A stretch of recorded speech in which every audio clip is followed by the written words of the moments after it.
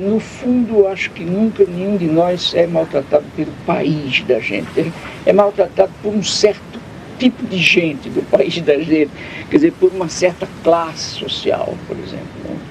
E a classe social dominante, a mais fechada do país da gente, essa não me quer bem. E eu reconheço o direito que ela tem de não me querer bem. E às vezes eu acho exagerado, mas entendo. Eu entendo que não me queira bem. Por isso mesmo é que eu não tenho mágoa nenhuma, entende? O golpe de Estado me trancafiou, me excluiu da universidade, fez uma série de perseguições a mim, inclusive quando eu estava fora já do país, no exílio, perseguiu minha família, minha mulher, minha primeira esposa, meus 2 filhos, meninos, e nada disso me faz triste nem magoado com o povo brasileiro. Quem fez isso foram alguns coronéis e alguns generais, nem sequer todos. Me render a isso é que não me satisfaz. Está entendendo? Quer dizer, eu constato que cada vez mais as dificuldades para você fazer uma luta em favor dos oprimidos é pior. Cada vez mais é difícil, é mais difícil. Mas isso não me leva a capitular. Entende? Eu reconheço que temos que mudar, mas o que eu não aceito é que nunca mais podemos mudar. Está entendendo? Quer dizer, essa história, isso é um fatalismo nefasto. Entende? Eu conheço os discursos neoliberais que falam de que o mundo se encheu hoje, os discursos que falam na morte da história, porque, afinal de contas, a história, no fundo, para eles e para esse discurso, era a história do capitalismo. Eu não aceito isso, entendeu? Eu entendo a ideologia que está aí por trás, mesmo quando se diga que já não há ideologias. Agora, as análises eu acho que são em grande parte boas e bem feitas, mas o que eu não aceito é a conclusão, entende? Quer dizer, diante dessas análises, até homens que foram de esquerda ontem, hoje convertidos ao discurso neoliberal, passam a ser puramente pragmáticos. Então agora a educação para esses pragmáticos é simplesmente a educação que forma tecnicamente o operário. Para mim isso é, do ponto de vista de uma teoria do conhecimento, um absurdo, porque isso seria castrar a metade do homem. O homem e a mulher, nós somos muito mais do que o discurso neoliberal diz. Não? Então eu acho que a educação deve continuar uma educação criticizadora, quer dizer, uma educação que desoculta as verdades, mesmo reconhecendo que para mudar cada vez mais é mais difícil. Eu recuso cair no fatalismo a que o neoliberalismo nos leva. E eu digo, não. Eu sei que as respostas que se davam até 20 anos não servem mais. Mas o que eu não aceito é que não haja uma resposta. A gente tem que inventar novas respostas.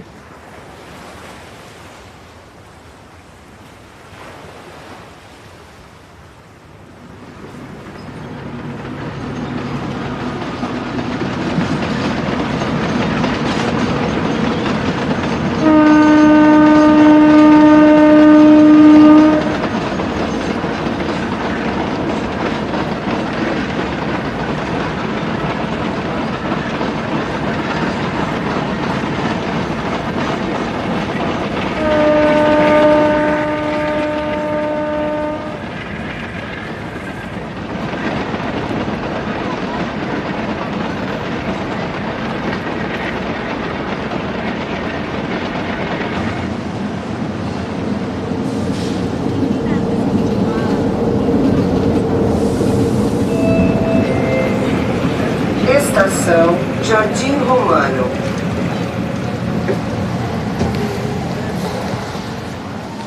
Ler o mundo, transformar o abecedário. Para um projeto político-pedagógico progressista, primeiro pego palavras próximas. Poesia, quando queremos cota, questionam, quá. Realizamos rebelião, resistindo o retrocesso reacionário. saberes secundaristas sonhados, sempre seguidos, seja sentido samambaia, seja sapopemba. Tentativas transitivas travam trabalho, temos testemunhado, tratamento tolerante transformam todos, unir uns utópicos urgentemente, ultrapassando um sanfanista, utilizando unidade universal. Veredando via verborragia, vendo violência, vitimando vocês, vivas, vastas, valentes. Xenofóbicos xingam, xirogravuras, xamãs, xangôs, zumbi, zarpando, zeppelin, zelando, zoom.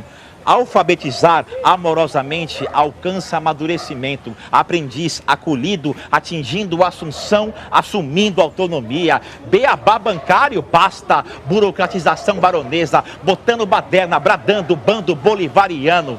Competências curriculares, consultando comunidades, coparticipando, construindo conhecimentos críticos com curiosidade. Docentes dispostos, dialogando democraticamente, dissente, descrente dos direitos disponíveis, emocionante. Escolas educando epistemologicamente, esperançosos, exigindo ética. Ética é estética. Formadoras, formadores freirianos, falas fundamentais. Formulações fatalistas fenece, fórmula farisaica. Gestão genocida gera grupos gentrificados, greves, guardas, gás, golpes, gol! Humanos históricos hoje habitando holisticamente, havendo humildade, habilidades híbridas humanizarão. Indago, impeachment, inexiste ideologia? Justiça, jeitinho, jogral, jovens juntos, lendo letreiros, lugares, leva a levantes latinos. Linguagem lírica, liberta, lapida. Memorização, método mecanicista maligno. Melhoraram o magistério, mas ministérios malvados mercantilizaram. Neoliberais negam o nivelamento nacional, não noticiam neutramente, negligenciam nossas narrativas. Obstruiremos obstáculos obscuros, ofuscando o ódio. Opressores, omissos, ordenamos. Ouçam os oprimidos.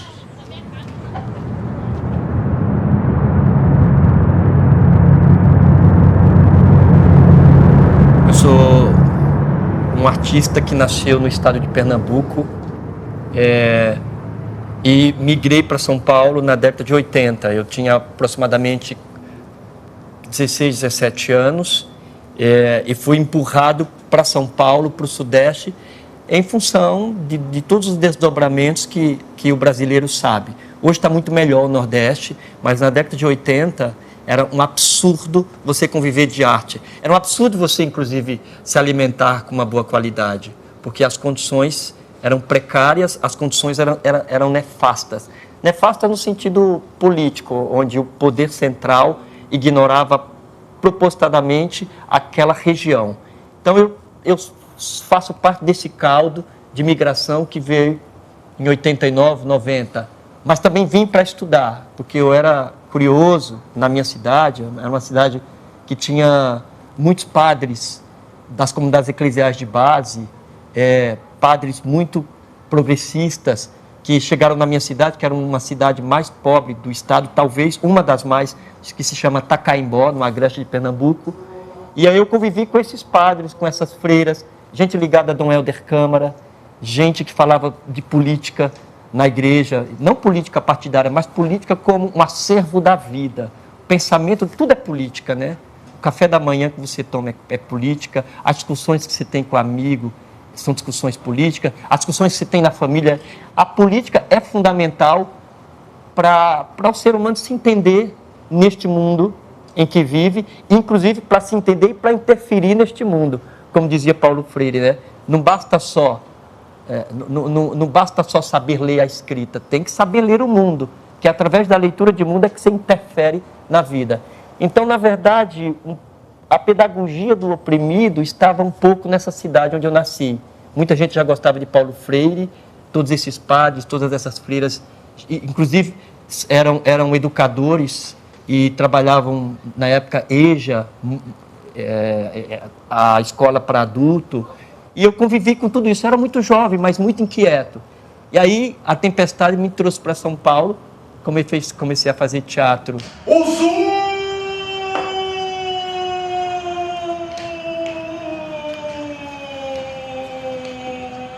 um analfabeto. Analfabeto, bruto carvão, gente riscada nos cadernos, gente corroída no escuro, gente riscada, gente bruto carvão, gente.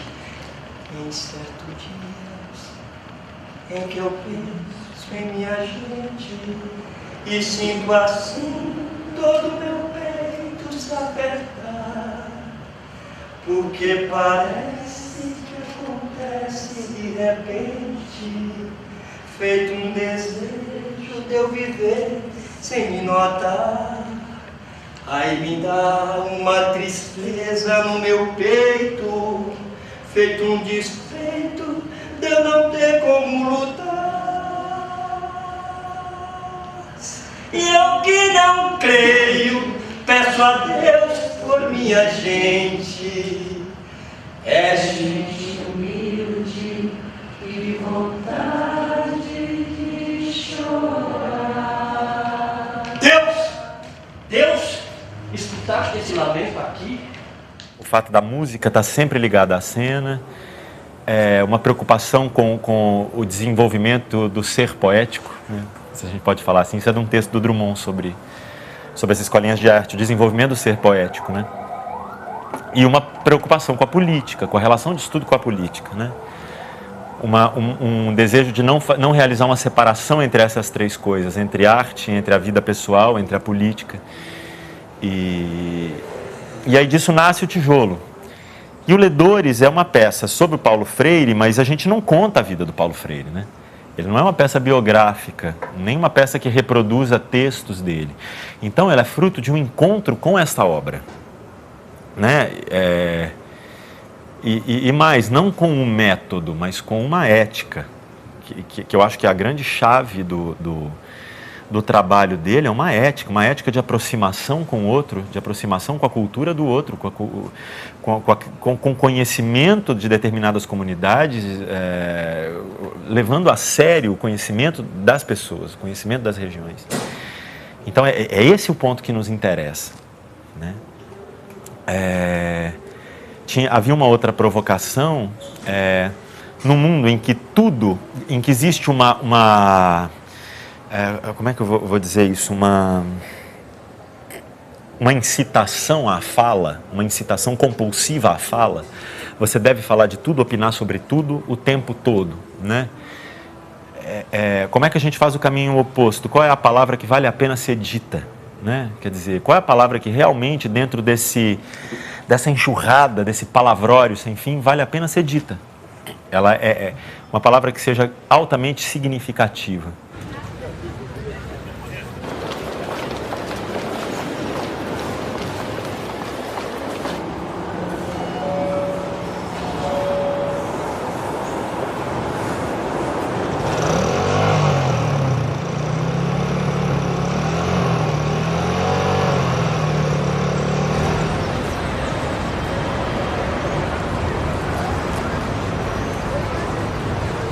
A frase educação pela arte.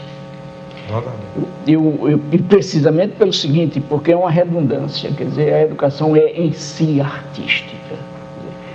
E a arte, quando ela desafia a curiosidade estética, o gosto da boniteza, ela é altamente pedagógica, entende? É interessante porque há umas relações, precisamente porque são relações que se realizam no corpo da natureza do ser da prática educativa e que fazem com que as duas coisas que se relacionam sejam, ora, um caminho da educação, ora, um caminho de si mesma. Entende? Quer dizer, a educação vira caminho também. Por exemplo, a educação e a política. A educação é tão política quanto a prática política é pedagógica. E quando alguém vem e diz, e a especificidade? Eu digo, olha, eu ando à procura de um sujeito que acha a especificidade absoluta da educação. Eu não achei ainda, e tenho procurado muito. O silêncio não é o contrário da palavra. O silêncio é a matriz da palavra. Talhada pelo silêncio, mais significado a palavra possui. Vazio é a palavra mais bonita que existe porque não tem nada. Fome, a mais feia, cheia de nossas maldades. Esse momento da grande beleza da educação, sabe? Esse momento em que a palavra é um ato de amor, que a palavra é um ato de reivindicação, que a palavra é um ato de revolta, de amor porque você precisa de mais uma ferramenta para expressar aquele amor, de revolta porque você precisa de arma para expressar aquela revolta, né? Tem uma entrevista lindíssima do Patativa, eu não sei se o Dinho falou, que também acho que sintetiza muito. É uma entrevista que a gente reproduz ela quase que na íntegra no espetáculo, em que ele conta a primeira vez que ele ouviu uma mulher ler um folheto de cordel para ele. E o destino nos pega, não nos solta jamais, nunca mais, nunca mais. O passarinho, Aquelas aves coitadas, com as suas pernas quebradas por minhas cruéis baladas, perdiam até seus ninhos. Estas causas recordando, eu fico triste pensando que agora é que eu estou pagando as pernas dos passarinhos.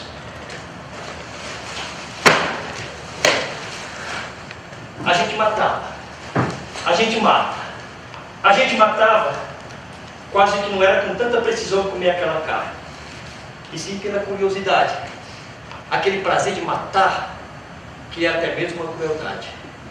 Mas a gente mesmo não queria saber daquilo não, só queria saber se era cabra macho, se era cabra homem, e mata! Mata. Nesse momento, quinta-feira, nesse estado brasileiro, 2 mulheres foram assassinadas. E mata. Mulheres da periferia, sobretudo, mulheres brancas, mulheres, e vai matando, você cabra macho, vai matando. E mata. E mata também. Asa branca, jacu, juriti, cotia. E outras das águas que nos invernos apareciam na beira da lagoa, mergulhão, pato do peito branco, patola e paturi. Mas depois que eu comecei a criar pena, veio aquele pensamento que aquilo era mesmo uma crueldade, e comecei a criar pena, coisas de pássaros. Eu passei minha infância em grande pobreza, mas uma infância alegre e cheia de beleza. É que eu tinha 8 anos, Ana, quando eu vi pela primeira vez uma mulher lendo na minha frente um livro, um folheto de um cordel.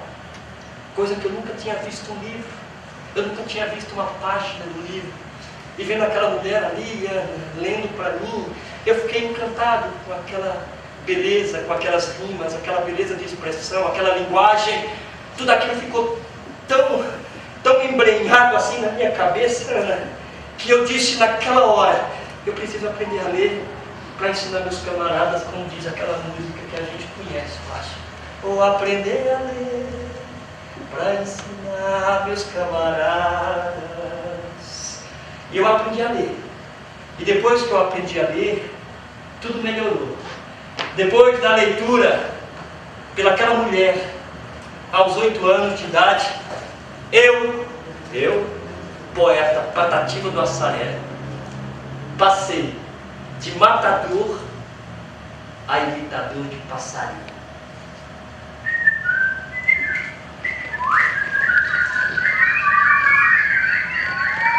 Bonito, mais forte que bonito.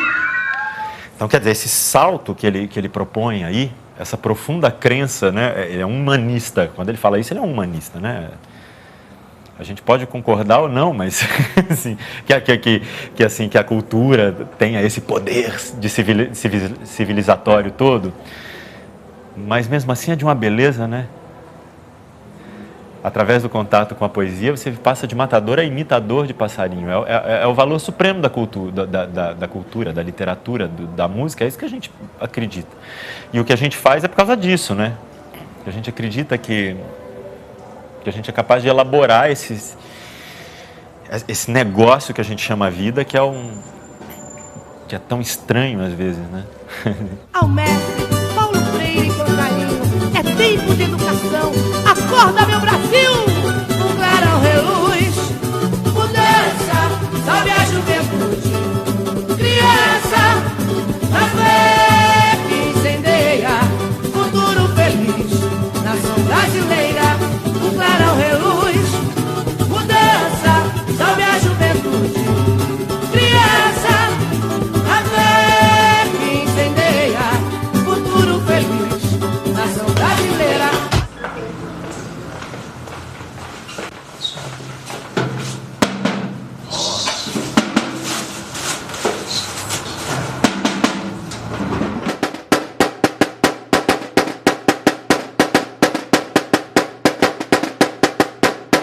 Chega.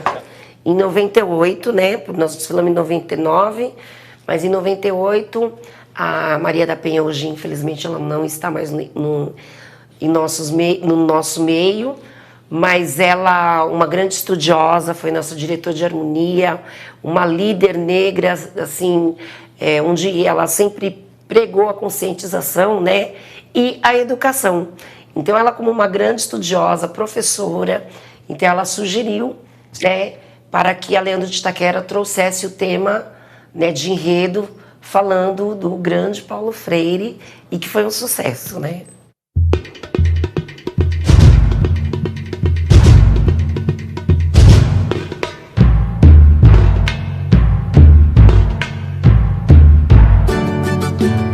De vermelho e branco, eu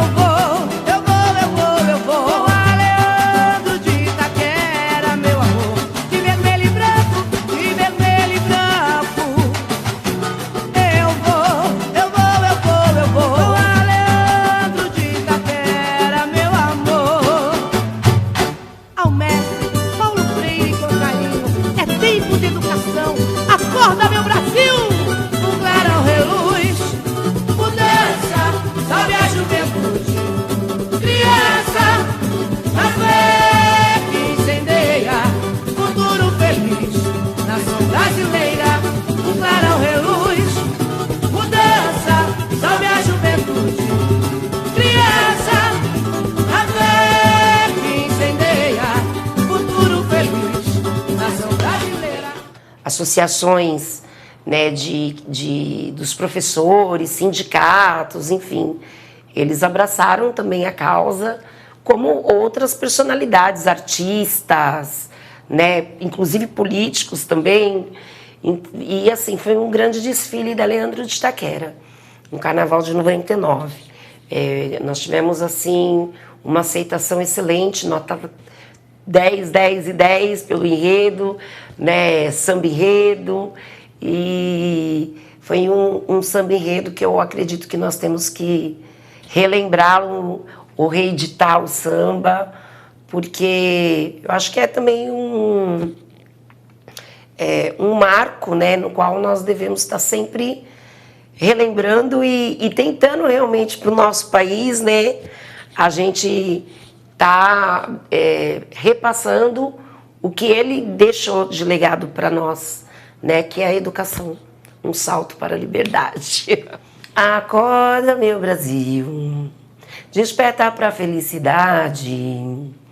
Eu quero amor, eu quero amar em liberdade. Acorda, Brasil. Acorda, meu Brasil, desperta pra felicidade. Eu quero amor, eu quero amar em liberdade. Mas hoje a Leandro tão bonita, faz o seu papel, pede licença e mostra a realidade nua e crua. E o quadro negro, a nossa luta continua. A minha escola dá um salto no futuro e vem pra guerra de caneta na mão. Vermelho e branco pede educação, tem preconceito, discriminação. Divina luz ensinou, cantamos numa só voz e Paulo Freire está presente em nós. Cada um canta esse samba como se estivesse se manifestando. É a palavra dele, é ele quem está dizendo. Não é o autor, não é a Leandro de Itaquera. Até quem não desfila está cantando esse samba. Está cantando porque é o que eles querem dizer, é o manifesto que eles querem fazer. Vamos para a guerra de caneta na mão. Nós vamos fazer isso. Você não precisa ir lá bater em ninguém, dar porrada em ninguém, para que te ouçam. Então, na base da caneta, você aprendendo um pouco mais, as pessoas vão te ouvir mais. E a cultura, a arte em si, né, todo mundo aprende a ter uma disciplina, de ter horário, é um incentivo aí também a pesquisar mais, a explorar mais, e começa espontaneamente, né, os nossos componentes, a nossa comunidade, a se despertar realmente para ter interesse, né, em todos os segmentos, na política, né, o conceito do que nós verdadeiramente somos dentro de uma sociedade, né, a gente desperta neles a importância de ser um cidadão. Então, tem tudo a ver com a educação. A gente pega o que a gente aprende dentro de uma escola, né, e o que a gente aprende dentro de uma escola de samba anda muito ali. Eu me sinto assim privilegiada e honrada, né? Tanto que no Paulo Freire a maioria dos nossos componentes foram professores que vieram desfilar por conta desse tema, e foi a primeira vez que eles pisaram dentro de uma quadra de escola de samba, e ficou muita gente chorando porque não tinha mais fantasia, porque a gente tinha um limite, né? Então, assim, quando chegou próximo do carnaval, muitos professores, a gente quer desfilar, e infelizmente nós não conseguimos, né, atender a todos por conta que tínhamos um limite para colocar na avenida. Mas abriu muitas portas, muito caminho. Paulo Freire conseguiu realmente, assim, ele era um visionário, né? E conseguiu, pelo menos a gente contando a história dele com o tema, viu o quanto ele ainda é vivo, né?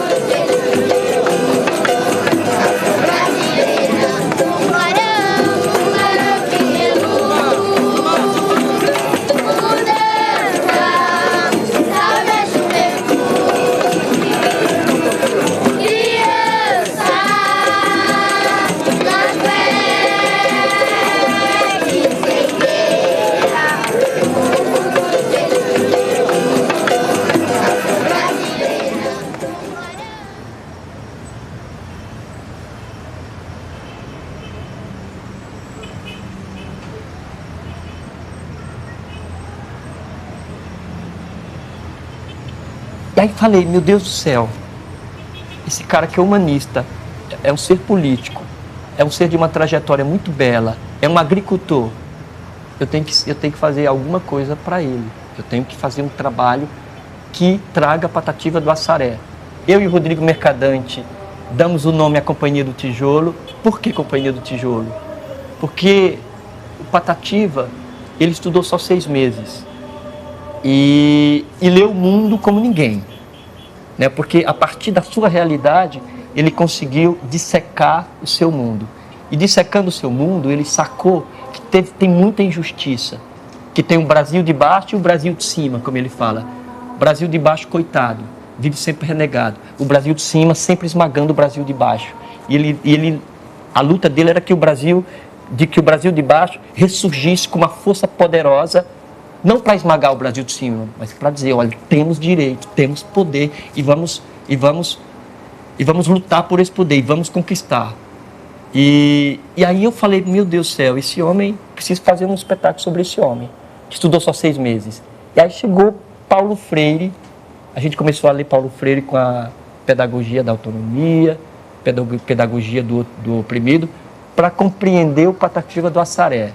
Então, o tijolo é uma palavra geradora, acho que vocês já ouviram falar que nas suas aulas, o Paulo Freire, com a sua filosofia de vida, com a sua sensibilidade, com a sua utopia, ele trabalhava as questões concernentes aos trabalhadores. É tão lindo isso, é tão bonito, é tão profundo isso.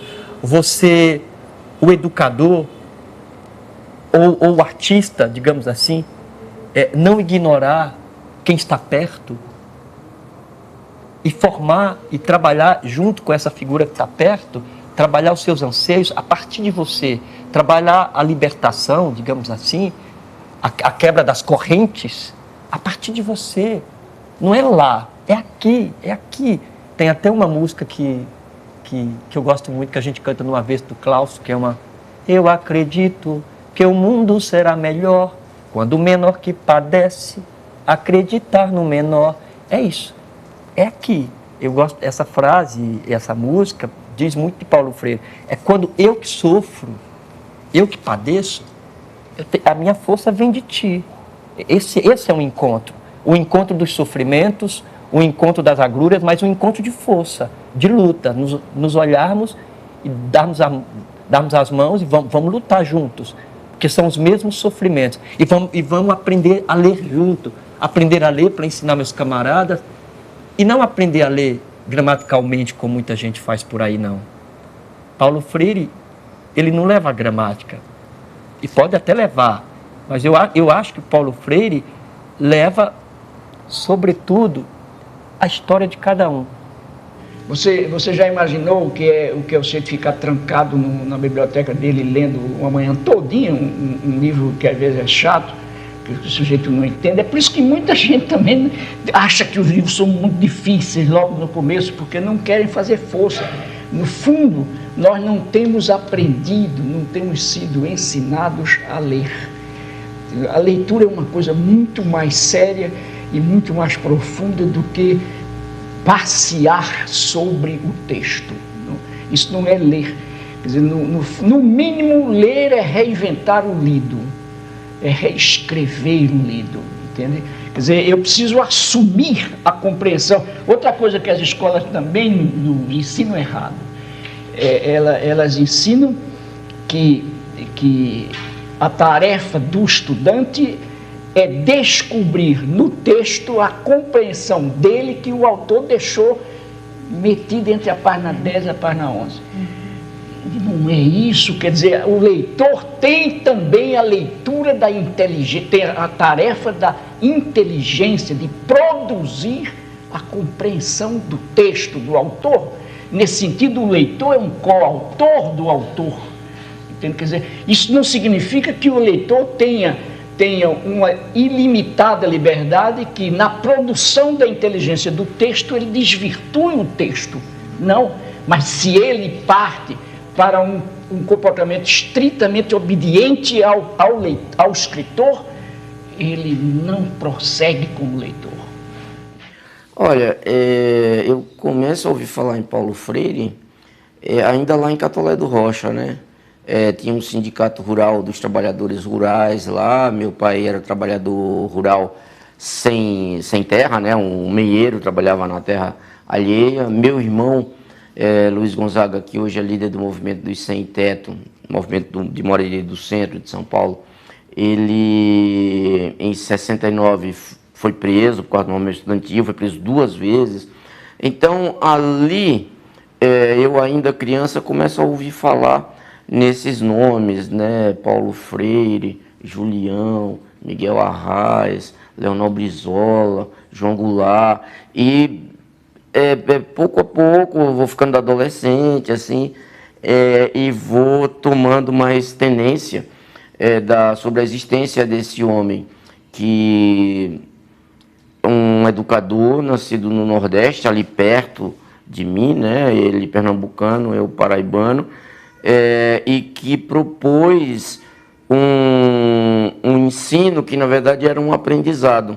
É você reconhecer, saber onde já existia. Isso, para um adolescente do sertão, da Paraíba, é uma luz imensa, é um sol que se abre, que aparece, né? Todas essas propostas horizontais, assim, né? Eu acho que o teatro de Boal, né? A pedagogia de Paulo Freire, eles nos ensinam muito sobre a relação humana, né? Desde assim, o adulto com a criança, né? Uma criança não é um livro, um caderno em branco que você vai lá e vai escrever. A criança, ela lhe ensina muito, você aprende muito junto com ela. Então, esses jogos, né, entre o educador e o educando, em que todos estão aprendendo, eu acho que isso é para sempre. Isso, e não precisa a gente ir buscar, sei lá, Piaget, buscar não sei quem, não sei onde. Nós temos muitas referências boas aqui. Acho que Paulo Freire é a melhor delas. E é algo para sempre. Não é uma coisa que se extinguiu no tempo, que ficou mais fraca no tempo. O próprio tempo que a gente vive hoje mostra que Paulo Freire é muito atual. As pessoas hoje, eu acho que elas têm pouco instrumental de questionamento. E aí saem agindo feito loucas. Porque não é possível falar, no meu entender, em simbolismo, sem falar em sonho, sem falar em utopia, sem falar em desejos, sem falar em aspirações, mas também sem deixar de falar na ideologia diabólica do fatalismo que nega o sonho. Esse gosto de sonhar, esse gosto indomável de mudar o mundo para fazer justiça a quem vem sendo injustiçado e também justiça aos que vêm injustiçando. Porque não é possível justiçar apenas fazendo feliz a vida dos injustiçados. É preciso que os que injustiçaram se assumam, quer dizer, como autores de contravenção. Mas nos encontramos na Praça Benedito Calixto uma vez, e ali eu só o observei. Fiquei assim, olha, é o Paulo Freire. Caramba, é o Paulo Freire. Então, mas aí fiquei quieto. E depois encontrei com ele. Depois me encarregaram de fazer umas perguntas para ele, porque foi uma entrevista em que nós não nos encontramos. Eu falava as perguntas e depois ele respondeu e tal. Mas depois nos encontramos. Acho que de novo na Benedito Calixto eu abordei e tal. E aí ele ficou muito feliz, agradeceu pela canção e tal. E nós ficamos de nos frequentar. Porque ele falou, não, eu gosto de receber lá em casa, de tomar uma cachaçinha, já sei que você toma também, e tal. Por isso que eu acho que a gente encontrou na Benedito Calixto. Era uma figura muito generosa, assim, sabe? Não era um programa, assim, o programa Paulo Freire, alguém que na intimidade é assim, mas quando vai para publicamente, aí ele aparece de um outro jeito. Era uma figura realmente generosa, aberta a aprender sempre, né, com muita humildade, mas uma humildade que tem a ver com o desejo vivo, o interesse pelo outro, olhar sempre mesmo para o outro e de querer aprender com o outro, de querer trocar e tal. Acho que é um nome que para América Latina, para a África, né, para todos os lugares onde se praticou ou onde se via praticar uma educação libertadora, estará ali na frente. Eu estou contigo, você está comigo, eu tenho uma história, você também tem outra, ou seja, ninguém aqui é desigual, partindo do ponto de vista que ninguém aqui é desigual. Claro que você tem as experiências, são válidas as experiências, mas não há desigualdade. Tu tem um acervo de história e eu também tenho. E eu como educador popular, eu vou lidar com essa história, vou trabalhar contigo. É a mesma coisa do teatro. Quando a gente fez o Ledores no Breu, a gente partiu do ponto que é uma grande conversa com quem está próximo da gente. Tem gente que pega bike, vem para o tijolo, vem assistir o espetáculo, vem de carro, vem de ônibus. É gente que vem e com as suas subjetividades. Como que eu vou ignorar essa gente que está próxima de mim? Qual o sentido do teatro ignorar? Do teatro criar uma quarta parede com relação a Paulo Freire? Paulo Freire rasga qualquer parede. Paulo Freire é de olho, é contato. É eu e você nesse pensamento de adquirirmos juntos essa possibilidade de sairmos da casca do ovo. O pinto prisioneiro, para sair do cativeiro, deve bastante a lutar. Bate o bico, tico-tico, para poder se libertar. O trabalhador brasileiro é um pinto prisioneiro que está dentro do ovo. E para ele se libertar, ele precisa ser operário dentro do ovo. Ele precisa cutucar, ele precisa forçar esse ovo para se libertar.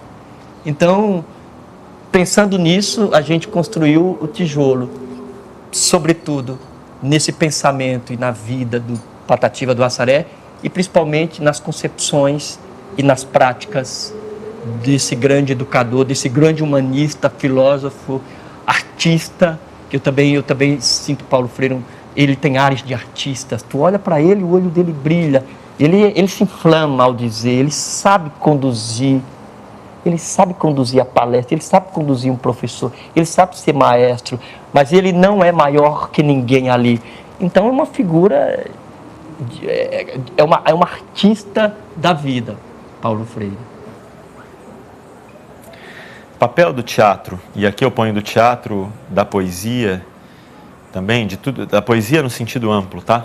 Então, é uma espécie de luta contra a indiferença.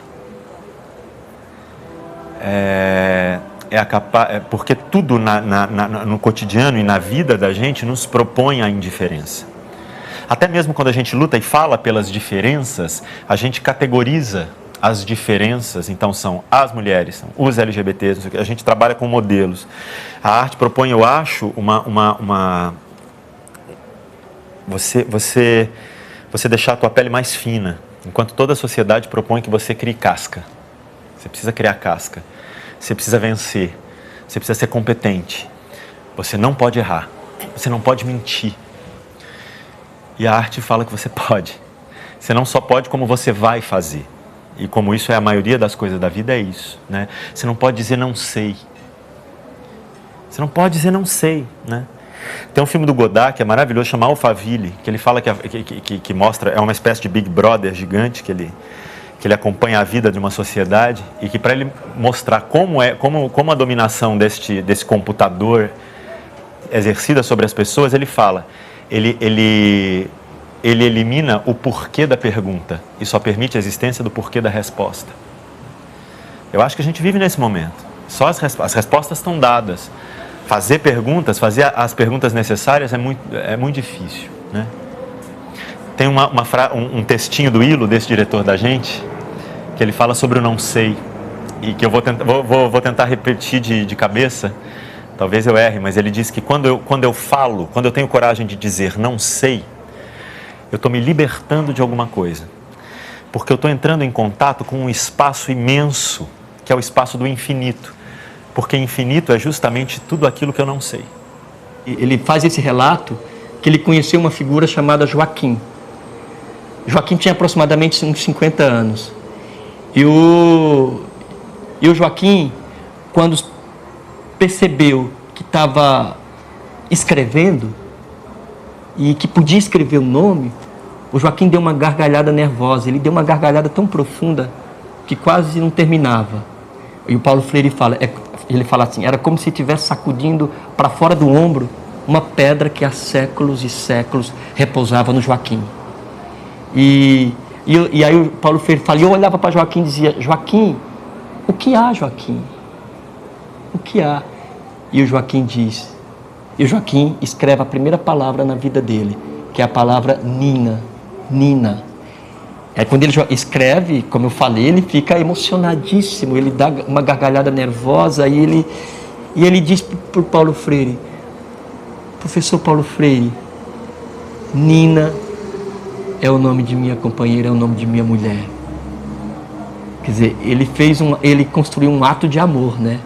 Isso é de uma grandeza, esse ato de amor, quando você aprende a ler, qual o primeiro nome que eu vou escrever? Né? Isso deve passar também na cabeça de alguém que está aprendendo. E ele escreve o nome da companheira, né?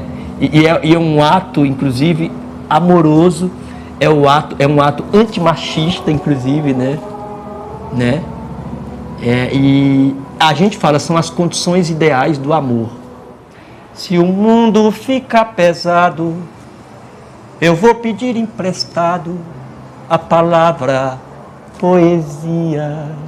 Se o mundo emburrecer, eu vou rezar para chover palavra sabedoria. Se o mundo anda para trás, vou escrever num cartaz a palavra rebeldia. Se a gente desanimar, eu vou colher no pomar a palavra teimosia. E se acontecer afinal de entrar em nosso quintal a palavra tirania, pegue o tambor e o ganzá, vamos pra rua gritar a palavra utopia. E se acontecer afinal de entrar em nosso quintal a palavra tirania, pegue o tambor e o ganzá, vamos pra rua gritar a palavra utopia. Paulo Freire é a nossa grande realização, é a nossa grande utopia. Eu cito Paulo Freire, é engraçado porque ele tinha, depois ele mesmo me disse que ele tinha muito orgulho dessa canção, e Dona Anita também me dizia, nossa, ele sempre que tem visita em casa, ele põe para tocar essa música, disse, aquele menino novo, lá de Catolé do Rocha, da Paraíba e tal. Imagina, um menino que eu nem sabia que me conhecia, fez uma música em minha homenagem e tal. Né? Na verdade, eu pego a figura do Paulo Freire, né? Como uma figura em movimento, né? Que diz a cigana analfabeta lendo a mão de Paulo Freire. Então, os dois estão aprendendo um com o outro. É Paulo Freire aprendendo com a cigana analfabeta, a cigana aprendendo com ele. E acho que ele gostava disso, para além da citação direta assim, ao nome dele, ele gostava de ser colocado nesse lugar. Como assim? Então quer dizer que tem uma analfabeta que está lendo o meu destino, tá? E creio que o destino dele foi muito ligado a essas questões do não saber, sabendo.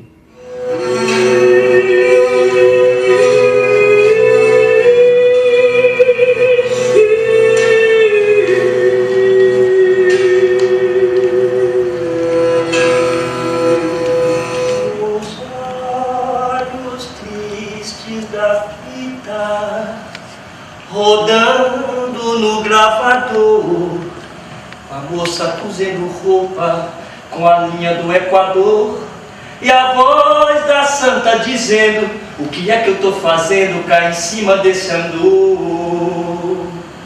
A tinta pinta o asfalto, enfeita a alma, motorista é cor na cor da cidade, patrão no lábio nortista, olha, vê tons tão sudestes, e o beijo de voz me nordestes, arranha-céu da boca paulista, cadeiras elétricas, Itabaiana, sentença que o turista cheire, eu sem amor, os sem teto, os sem paixão, sem alqueire, no peito do sem peito, uma seta, e a cigana analfabeta, lendo a mão de Paulo Freire, no peito do sem peito, uma seta, e a cigana analfabeta lendo a mão de Paulo Freire.